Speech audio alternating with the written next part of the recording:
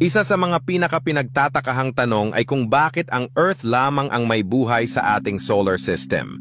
Ang ating planeta ay may natatanging katangian na hindi matatagpuan sa iba pang mga planeta. Una, nasa tamang distansya ito mula sa araw, kaya't sapat ang init at liwanag na natatanggap nito.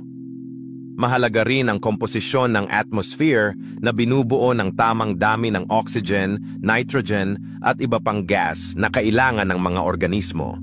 Bukod dito, sagana ang Earth sa likidong tubig na pangunahing sangkap para sa pag-usbong at pagpapanatili ng buhay. Ang pagsasama-sama ng mga salik na ito ang dahilan kung bakit naging tahanan ng iba't ibang anyo ng buhay ang ating mundo. Patuloy ang mga siyentipikong pagsisikap upang tuklasin kung may buhay sa ibang planeta.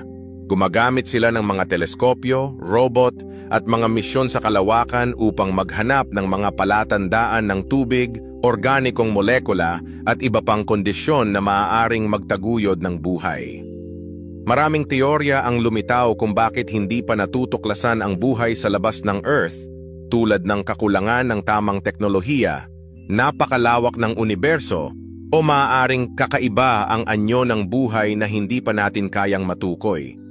May ilan ding nagsasabi na maaaring bihira talaga ang buhay o sadyang natatangi ang Earth sa pagkakaroon ng tamang kombinasyon ng mga elemento at kondisyon.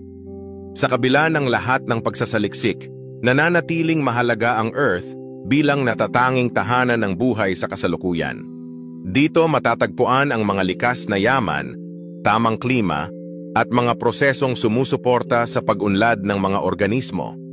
Ang ating planeta ay paalala ng kahalagahan ng pag-aalaga at pagpapahalaga sa tanging mundo na nagbibigay buhay sa atin.